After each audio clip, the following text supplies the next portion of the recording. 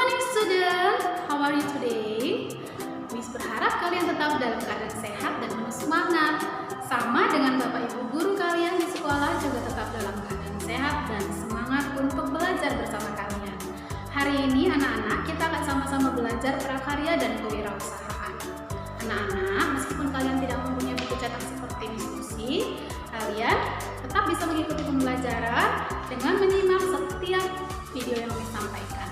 Anak-anak, hari ini kita akan masuk dalam bab 2 dengan judul Produk Teknologi Konstruksi. Nah, kalau minggu lalu kalian sudah menyimak penjelasan Miss Lucy terhadap tentang bab 1, yaitu manipulasi jenis dan fungsi teknologi konstruksi. Nah, hari ini kita akan memperdalam materi itu dengan memahami produk teknologi konstruksi yang ada. Jadi, hari ini Miss minta kalian menyimak penjelasan Miss Lucy tentang slide yang akan disampaikan setelah ini. Nanti apa yang akan Miss sampaikan boleh ditulis ya, bagian yang penting boleh ditulis, dan juga jangan khawatir kalau nanti kalian pasti akan diberikan printout dari PPT yang Miss sampaikan. Dan juga anak-anak jangan lupa mengerjakan tugas yang Miss berikan ya. Baiklah anak-anak, itu saja yang bisa Miss sampaikan sebelum kita belajar. Baiklah, selanjutnya silakan kalian menyimak slide yang berikut ini. Selamat belajar.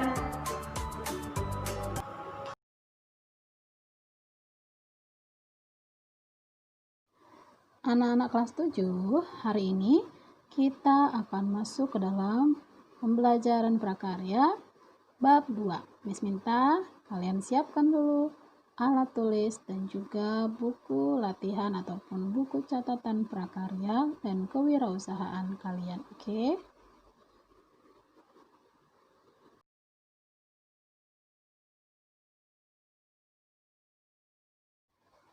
Bab 2 berjudul Produk Teknologi Konstruksi. Tujuan pembelajaran yang diharapkan kalian mampu menyatakan pendapat tentang keragaman model bangunan dan teknologi konstruksi, mampu mengidentifikasi jenis bahan alat proses pembuatan model bangunan dengan teknologi konstruksi, mampu merancang pembuatan model bangunan dengan teknologi konstruksi, dan mampu membuat, menguji, serta mempresentasikan model bangunan dengan teknologi konstruksi. Kita masuk ke bagian yang A, pengertian bangunan dalam teknologi konstruksi. Bangunan merupakan struktur pada suatu objek yang berfungsi sebagai sarana, prasarana, maupun infrastruktur untuk membantu dan mempermudah aktivitas manusia. Adapun konstruksi dapat diartikan sebagai susunan atau model atau tata letak pada bangunan tertentu.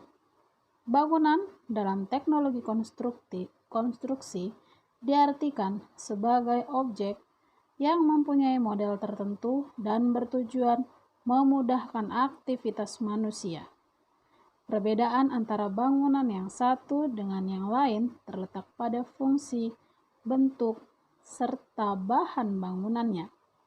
Beberapa jenis bangunan yang sering dijumpai yaitu rumah, toko, tempat ibadah, jembatan, dan gapura. B.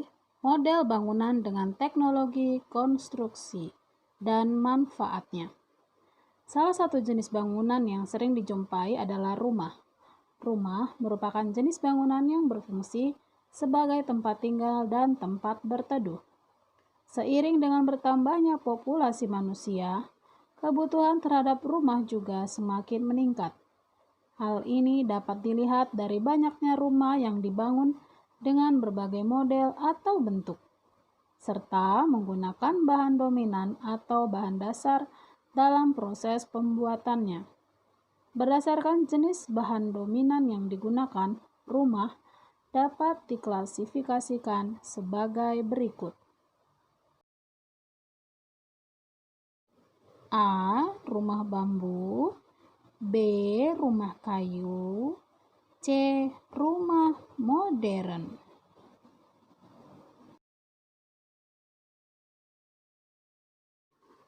Rumah bambu Kerangka rumah jenis ini didominasi oleh bambu.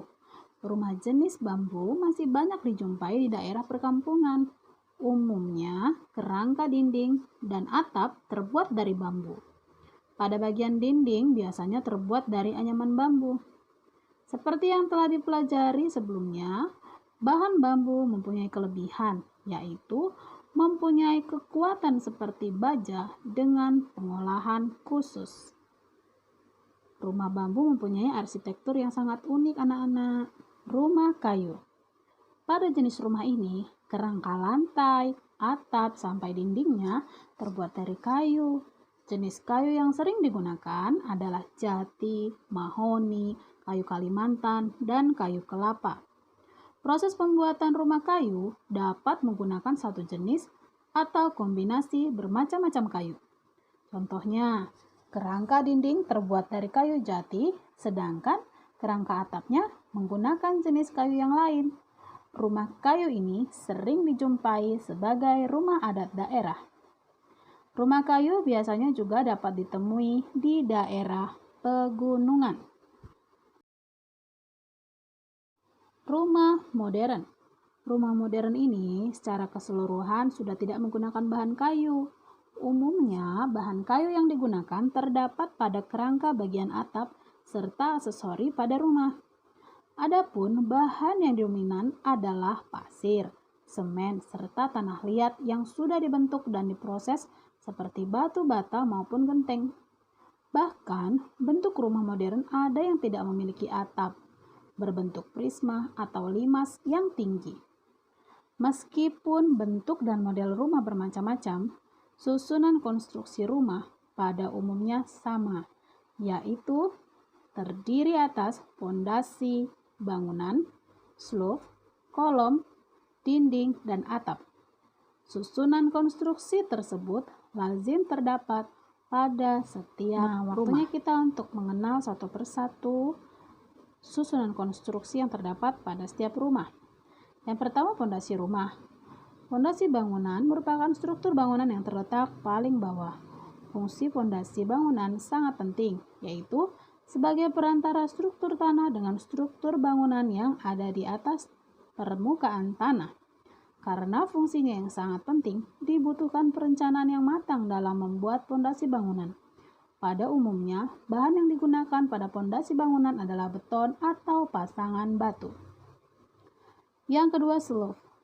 Slope merupakan struktur bangunan yang terletak horizontal di atas fondasi bangunan. Bahan yang digunakan pada umumnya besi sebagai tulangnya, serta beton yang berisi campuran semen, pasir, dan batu kecil. Fungsi slope yaitu 1. Sebagai pengunci dinding dan kolom agar tidak mudah roboh. 2. Menjaga agar air tidak mudah meresap ke dinding. Dan 3. Menahan gaya beban dinding secara merata agar tidak mudah retak ketika terjadi pergerakan atau pergeseran pada tanah. Yang ketiga, kolom. Kolom merupakan struktur bangunan beton bertulang yang dipasang secara vertikal. Pemasangan kolom pada umumnya terletak pada bagian pojok ruangan dan terbuat dari rangka besi dan beton. Fungsi kolom juga sangat penting agar dinding atau bangunan tidak mudah roboh. Yang keempat, dinding. Dinding adalah struktur bangunan yang membatasi antara ruangan satu dan ruangan lain. Yang terakhir adalah atap. Bagian ini merupakan bagian teratas yang terdiri atas dua struktur bangunan, yaitu rangka atap dan genting. Rangka atap dapat terbuat dari kayu, beton, maupun rangka baja ringan. Di samping itu, genteng pada umumnya terbuat dari tanah liat dan beton. Atap berfungsi melindungi isi rumah dari panas dan juga hujan. Selanjutnya kita masuk pada bagian C, yaitu proses pembuatan model bangunan dengan teknologi konstruksi. Pada pokok bahasan ini kita akan melakukan praktek pembuatan model bangunan rumah, yaitu dengan melakukan beberapa tahap pembuatan bentuk rumah tiruan. Model bangunan yang akan dibuat bukanlah bangunan rumah yang sesungguhnya, melainkan bentuk tiruannya. Hal ini disebabkan pembuatan rumah sesungguhnya membutuhkan waktu, tenaga, tempat, serta biaya yang tidak sedikit. Jadi yang akan kita praktikkan adalah membuat miniatur atau maket rumah sederhana menggunakan bahan-bahan bekas seperti kardus dan kertas. Berikut ini adalah tahap pembuatan bentuk rumah tiruan. Yang pertama, perencanaan. Tahap perencanaan diawali dengan menentukan ide atau gagasan mengenai bahan yang akan digunakan untuk membuat miniatur rumah sederhana. Memanfaatkan barang bekas berupa kertas kardus sebagai bahan utama dalam membuat miniatur atau maket rumah sederhana merupakan gagasan yang baik. Selain dapat mengurangi sampah, kardus bekas mudah diperoleh di lingkungan sekitar. Di samping menentukan bahan untuk membuat miniatur, menentukan desain miniatur rumah juga termasuk dalam tahapan ini. Untuk menentukan desain miniatur rumah, hal yang harus dilakukan adalah menyiapkan contoh gambar rumah yang akan ditiru.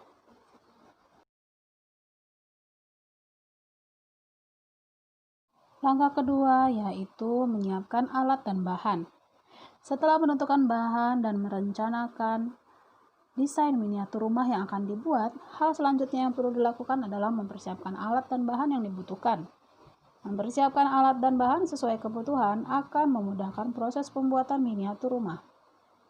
Berikut alat dan bahan yang dibutuhkan. Alat yaitu cutter atau pisau pemotong. Fungsi cutter adalah sebagai alat pemotong bahan-bahan lunak seperti plastik, kertas, dan kain. Yang kedua, penggaris. Penggaris digunakan sebagai alat bantu dalam proses pemotongan kertas agar menghasilkan potongan kertas yang lurus. Bahan, kertas kardus bekas, lem Alteco dan lem kertas, kertas HVS dan kertas Buffalo. Sekarang kita masuk ke dalam tahap pembuatan. Setelah semua alat dan bahan telah lengkap dan siap, saatnya memulai proses pembuatan miniatur rumah sederhana. Dalam proses, berhati-hati saat menggunakan alat. Ketelitian dalam menentukan ukuran dapat berpengaruh pada ketepatan saat pemasangan. Tahap-tahapnya, siapkan kardus, potong kardus. Kemudian, cara selanjutnya adalah kalian harus menempelkan semua yang sudah dibentuk menjadi bentuk rumah tiruan.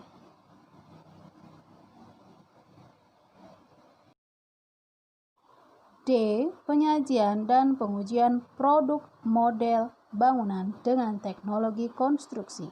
1. Pengemasan.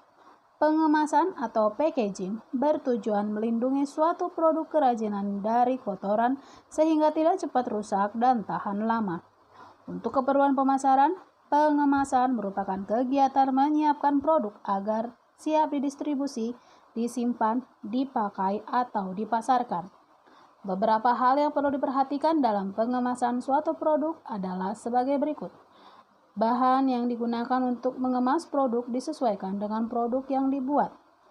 Bahan kemasan harus dapat melindungi keamanan produk dari bahaya lingkungan sekitar. Bentuk kemasan harus dapat disesuaikan dengan penggunaan produk.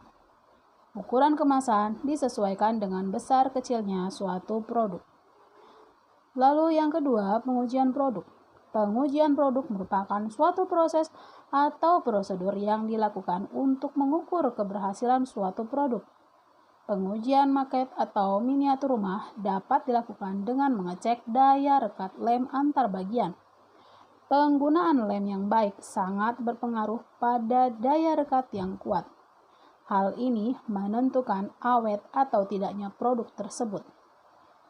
Selain daya rekat lem, kerapian saat mengelem juga perlu diperhatikan karena menentukan kerapian dan keindahan produk tersebut.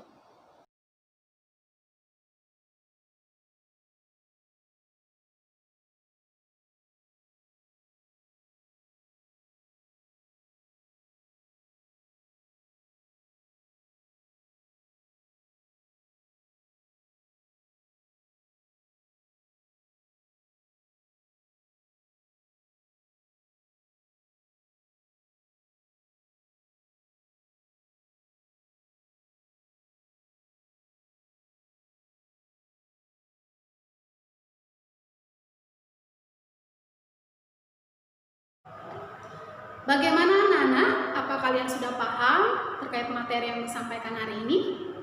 Oke, kalau sudah itu good ya. Tapi kalau ada di antara kalian yang masih kurang paham, kalian boleh chat pribadi pada Miss Lucy ya. Apa yang kurang paham boleh kalian tanyakan. Baiklah, sekian pembelajaran untuk hari ini. Tetap semangat belajar, tetap jaga kesehatan, jaga kebersihan. Oke, see you.